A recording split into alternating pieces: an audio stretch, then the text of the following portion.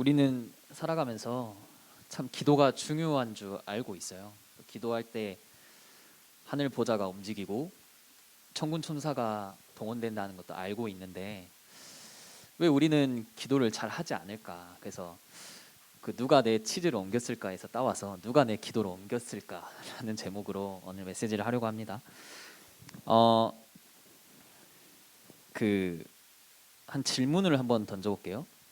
기도하는 두 팀이 있는데 이 두 팀이 맞붙었다면 누가 이길까? 만약 월드컵 같은 축구 경기에서 이런 두 팀이 있다고 해요. A팀은 뭐 선수와 코치 전원이 이제 크리스천이어서 뭐 경기 시작 전으로 기도도 하고 선수들이 골 넣으면 골 세레머니도 하고 전 선수들이 크리스천이니까. 근데 B팀의 경우는 선수들 대부분이 불신자인 거예요. 그리고 감독은 불신자 수준을 넘어서서 안티 기독교인. 이제 막 기독교인들이 몇 명은 있어요. 선수 몇 명이 있는데 이 선수들이 이제 골 넣고 세레모니 하면은 감독은 불만 가지고 너네 종교 색깔 내지 마라 막 이러면서, 심지어 이제 이 두 팀이 맞붙을 때 이 감독은 너 골세르면 하지 마 이 정도로 안티 기독교인인 감독이 있는 팀인데, A팀은 전 선수들의 어떤 기도 덕분인지 예선전 경기를 다 이기고 결승전에 올라온 거예요. B팀은 몇몇 선수들의 그 간절한 기도 때문에 또 경기에 승전보를 올리면서 결승에 올라오게 됩니다. 결승전 전날이 되었어요. A팀은 이제 뭐 전부 다 기독교인 크리스천이니까 우리 한번 한 끼 금식 기도해보자, 한 끼 굶어보자, 뭐 우리 진짜 밤에 자정 넘는 시간까지 특별 기도하면서 우리 진짜 기도를 준비해보자. 뭐 불신자 감독이 지휘하는 저 B팀한테 우리가 져서 되겠냐. 이 결승전은 단지 뭐 축구 경기가 아니다, 영적 전쟁이다라고 선포하면서 하나님께 막 매달리는 기도를 하는 거예요. 기도하는 두 팀이 붙는 상황이니까. B팀은 선수들 중 일부만 독실한 크리스천이어서 감독 몰래 선수들이 따로 모인 거예요. 못하게 하니까, 또 안 쓴다고 하니까. 그래서 이 몇몇 선수들이 하나님 진짜 저희 목숨 걸고 경기 뛸게요. 평소 우리 선수들을 핍박하는 저 감독님 때문에 우리가 얼마나 속상한지 모릅니다. 그래서 우리를 하나님 이번에 진짜 도와주셔서 우리가 멋지게 골도 넣고 우리가 정말 이 경기에 승리해서 하나님이 우리와 함께 하신다는 걸 증명하게 해주세요. 저 감독과 믿지 않는 선수들에게 하나님은 이런 거다, 진짜 하나님을 믿게 해주세요라고 간절히 기도를 이 결승전 전날에 하고 있는 거예요. 둘 다 개인적인 욕심에 따른 기도는 아니잖아요, 그렇죠? 다 어떤 유익을 위해서 하는 건데, 하나님은 누구의 기도를 들어주셨을까? 누구의 기도를 들어주셨을까? 분명히 한 팀은 져야 돼요, 그렇죠? 이긴 팀이 있으면 진 팀이 있고, 그러면 진 팀의 기도는 하나님이 무시한 것일까? 한 팀은 무조건 져야 되니까. 이 질문을 받은 많은 사람들이 결과로는 A팀이 이겼을 거다라고 대부분 추측을 했어요. A팀이 이겼을 거야. 전 선수들이 크리스천이고 뭐 밤에 진짜 모여서 특별 기도회도 하고 전 선수들이 하나님의 영광을 위해서 뛰니까 A팀이 이겼을 거야. 이렇게 많은 추론하는데, 그러면 기도를 우리가 어떤 많이 하는 시간 순서대로 하나님은 응답하시는 걸까? 라는 질문도 하게 됩니다. 근데 만약 그렇게 기도를 했는데 A팀이 졌어요. 그러면 이 A팀 선수들과 주변 사람들은 뭐 어떻게 생각할까? 어떤 비행기 추락 사고가 있다고 가정을 해볼게요. 이 비행기 추락 사고에서 살아남은 한 크리스천이 있어요. 살아남았어. 이 크리스천이 살아남은 후에 나는 진짜 하나님이 함께 하셔서 이 비행기 추락 사고에도 살아남았어 라고 크게 기뻐하면서 이제 뭐 간증을 하고 있어요. 간증을 하는 상황이라고 봐보세요. 그런 경우 있잖아요. 막 어떤 위기와 어려움 속에서 살아남아서 하나님이 함께 했습니다, 이런 간증들. 근데 이 정작 비행기 안에는 그 크리스천보다 더 신실한 크리스천들이 몇 명 있었는데 그 사람들은 다 죽은 거예요. 이 사람은 살아남았어. 하나님이 함께 하셨대요. 근데 그 사람보다 더 신실한 크리스천은 몇몇은 죽어버린 거예요. 그렇다면 하나님은 죽은 그들과는 함께 하시지 않았냐? 하나님은 그러면 그들과는 함께 하지 않았을까? 저는 이런 상황을 봤을 때 기도는 어떤 결과나 드러나는 뭐 눈으로 드러나는 응답이 중요한 게 아니구나. 어떤 결과가 중요한 게 아니구나. 진짜 기도하는 사람이라면 A팀이 지든 그렇잖아요. 내가 지든 이기든 별 관심이 없어요. 기도하는 사람이라면 이기는 것도 하나님의 계획, 지는 것도 하나님의 계획. 그 결과에 연연하지 않는 거죠. 눈에 드러나 보이는. 우리는 우리에게 어떤 유익을 가져다 주면 하나님의 은혜요. 그렇죠. 하나님의 인도하심이요. 막 하나님께 영광이요. 이렇게 생각하는데 정작 우리에게 어떤 유익이 없잖아요. 우리에게 어떤 오는 결과가 없으면 하나님의 은혜가 미치지 않는 건가? 이렇게 생각하기도 해요. 축구 경기에서 지고 나서도 무릎 꿇고 하나님께 감사기도 할 수 있는 선수와 그 팀을 하나님은 찾고 또 보고 싶어 하지 않을까? 이런 생각을 하게 됩니다. 그 코스타 뭐죠? 눈이 안 좋았어. 코스타 파치노사라는 크루즈가 있어요. 이 크루즈는 전 세계 260여 개의 항구를 기항을 하는 항구인데 그 크루즈선인데 이 크루즈선을 타고 있으면 이 안에 있기만 하면 그 안에서 뭘 하든 이 안에서 뭐 어떻게 지내든 전혀 상관없어요. 이 안에 있기만 하면 이 안에서 뭐 하루 종일 퍼질러 자든 이 안에서 뭐 당구를 치든 하루 종일 매번 포크 치며 놀든 뭐 하루 종일 춤추며 놀든 우리 남자분들은 아주 좋겠죠. 이게 장기 여행이어서 그냥 몇 년간 펑펑 놀든 이 안에 있으면 어떻게 지내든 아무 문제 없어요. 이 배는 이미 항해 일정에 따라서 각 나라의 항구에 도착하고 또 다시 출발하고 결국은 최종 목적지에 도달해요. 이 안에서 뭘 하든 결국 최종 목적지를 향해 간다. 기도도 이와 같은 것 같아요. 하나님의 백성인 우리는 우리가 생각하는 모든 것, 우리가 가는 모든 곳, 만나는 모든 사람, 우리가 하는 모든 선택은 모두 한 방향으로 수렴해요. 그렇잖아요. 한 목적을 향해 달려가는데 하나님의 백성인 우리는 결국 최종 목적지를 향해 가는데 그 여정 속에서 우리가 끊임없이 기도의 자리를 선택했냐, 그리고 부딪혔냐, 순간순간마다 기도할 수 있는 단계에 이르렀냐. 어차피 최종 목적지를 향해 가니까 하나님을 모르는 사람들도 기도를 굉장히 많이 해요. 우리 뭐 길거리 지나가다 보면 대중교통이나 뭐 길거리에서 염주를 돌리고 기도하는 사람들을 종종 보기도 합니다.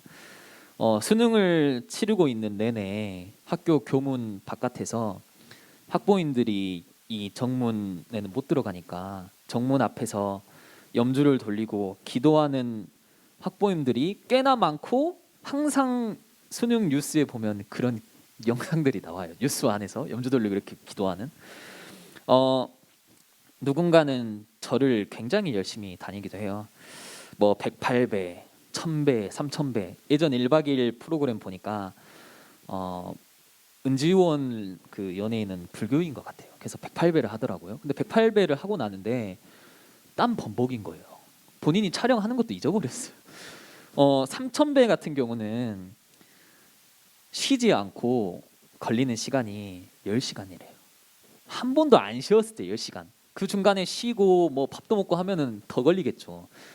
그걸 하러 온다니까요. 3000배 10시간짜리 기도를 쉬지 않고 하는 기도를. 여기 보면 뭐 쌍용 자동차 문제가 터졌을 때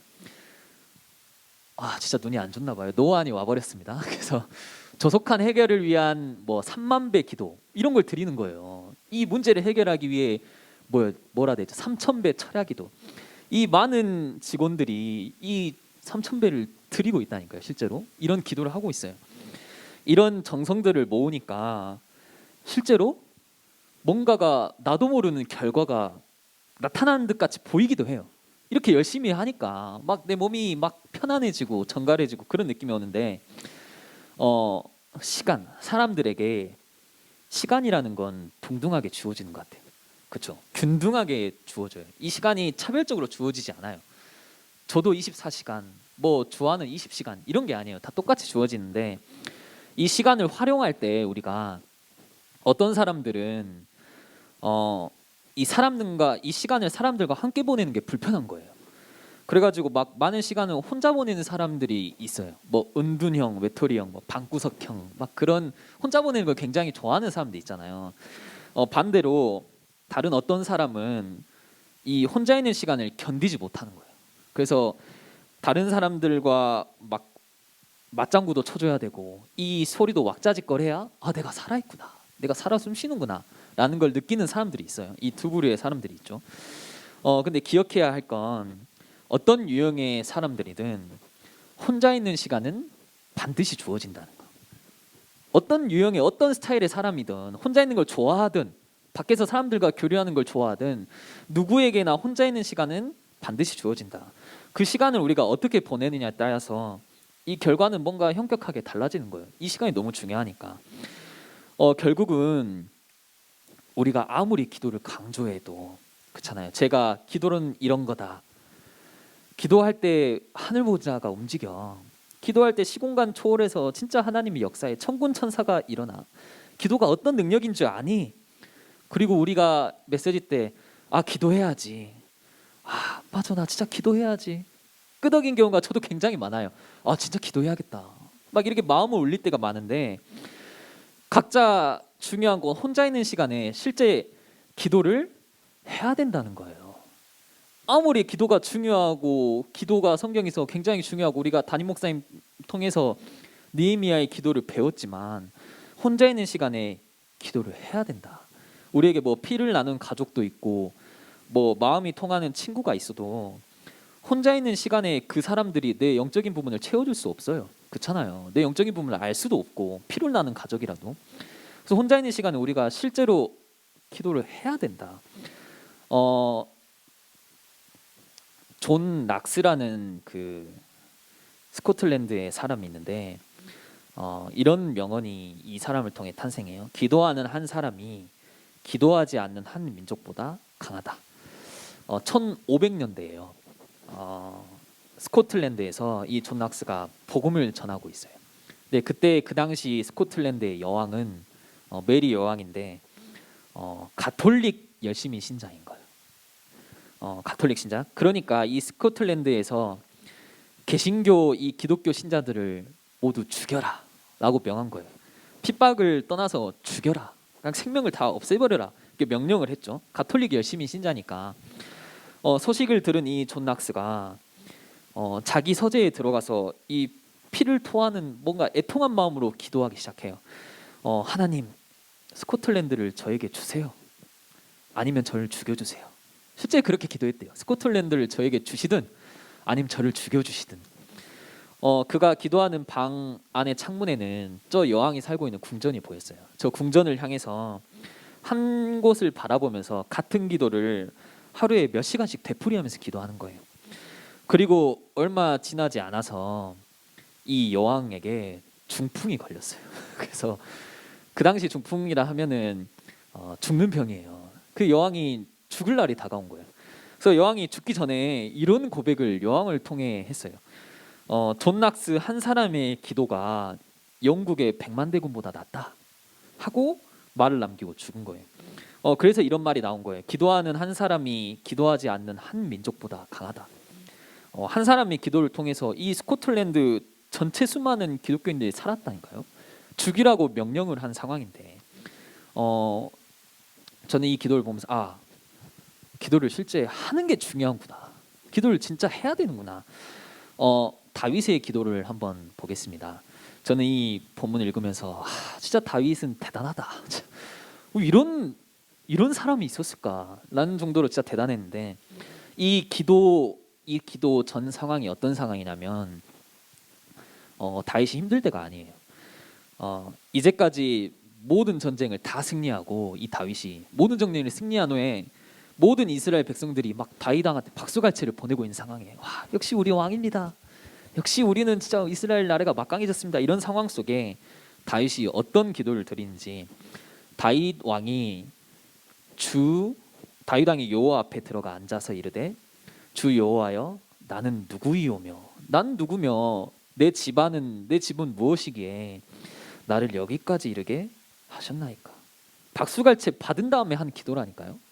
다른 때가 아니에요. 자기가 완전히 이제 높아졌을 때 나는 누구이오며 내 집은 무엇이기에 날 여기까지 이르게 하셨나이까. 주 여호와여 주께서 이것을 오히려 하나님은 이 모든 일이 하나님에겐 작게 여기시고 또 우리 종의 집에 나의 집에 있을 먼 장래의 일까지도 말씀하셨나이다. 이 하나님이 언약하시고 다윗에게 약속하셨잖아요. 주 여호와 이것이 사람의 법입니다. 사람이 지킬 법입니다. 이런 것들이 이 언약과 말씀이 사람이 지킬 법입니다. 주 여호와여 주의 종 이 나를 아시오니 내가 다윗이 다시 주께 무슨 말씀하오리까. 내가 이 주님께 무슨 말씀을 하겠습니까. 마지막 기도인데 주의 말씀으로 말미암아 주의 뜻대로 이 모든 큰 일을 행하사 주의 종에게 알게 하셨나이다. 모든 전쟁을 승리로 이끌고 박수갈채 받고 있는 그 상황 속에 다윗이 혼자 조용히 하나님께 드리는 기도예요. 다윗은 알았어요. 뭘 알았냐면 하나님께 10분 기도하는 것이 자기 부하들 데리고 뭐 10시간 회의하는 것보다 더 낫다는 걸 알았어요. 다윗이.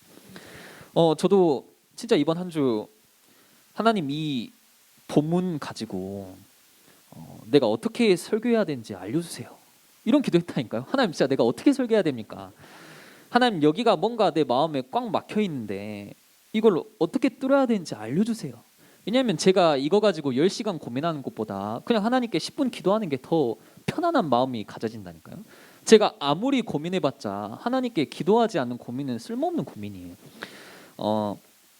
우리는 몇 달간 이 느헤미야서 말씀을 담임 목사님 통해 받았잖아요.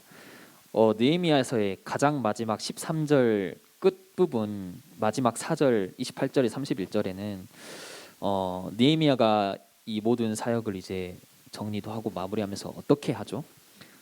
뭐라 하냐면 내 하나님이요. 또 반복해서 내 하나님이요. 기도하는 거예요. 내 하나님이여 나를 기억하사 복을 주옵소서.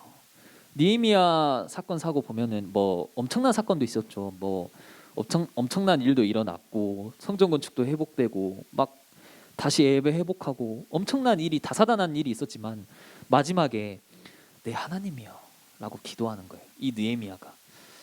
저는 이 본문을 보면서 이 모든 시작을 기도로 시작하고 중간에 모든 일 속에 조용히 하나님께 묵도하고 또 기도하고 마무리까지 기도로 하는 느헤미야 보면서 느헤미야도 알았구나. 내가 이 모든 거 고민해봤자 내가 모든 일 해봤자 하나님께 드리는 기도 외에는 중요한 게 없구나. 그 17세기에 프랑스의 수학자이면서 철학자이면서 신학자이면서 뭐 직업이 여러 개예요. 뛰어난 능력자였죠. 뭐 신학자인 이 파스칼이 인생이 도박이다라는 말을 남겼어요. 인생은 도박이다라는 말이 뭐 한번 사는 인생 진짜 멋지게 살아봅시다 이런 말이 아니에요. 한번 사는 인생 내가 진짜 한번 배팅해 살아봅시다 이 말이 아니라 모든 인간은 결정을 한다. 근데 뭘 결정을 하냐면 무슨 결정을 하냐. 하나님을 믿는 것에 자기 인생을 걸던가 아니면 하나님을 믿지 않는 것에 자기 인생을 걸던가 그것에 자기 인생을 베팅한다는 거예요. 내가 하나님을 믿든 또 다른 사람은 내가 난 하나님 안 믿을 거야 라고 인생을 베팅하며 살아간다.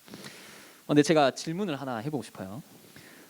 만약 하나님이 살아계시지 않다에 베팅을 했어요. 하나님이 살아계시지 않을 것이다. 우리의 삶을 베팅을 했어요. 근데 인생을 걸어서 만약 이겼어요. 그래서 그러면 하나님이 살아계시지 않는 거잖아요. 베팅에서 이겼으니까. 그러면 아무것도 없는 상태예요. 무슨 구잖아요. 그냥 아무것도 없는 상태니까 하나님도 없고 뭐도 없고. 근데 하나님이 살아계시지 않다에 베팅을 걸었는데 만약 하나님이 계시잖아요. 하나님이 계셔요.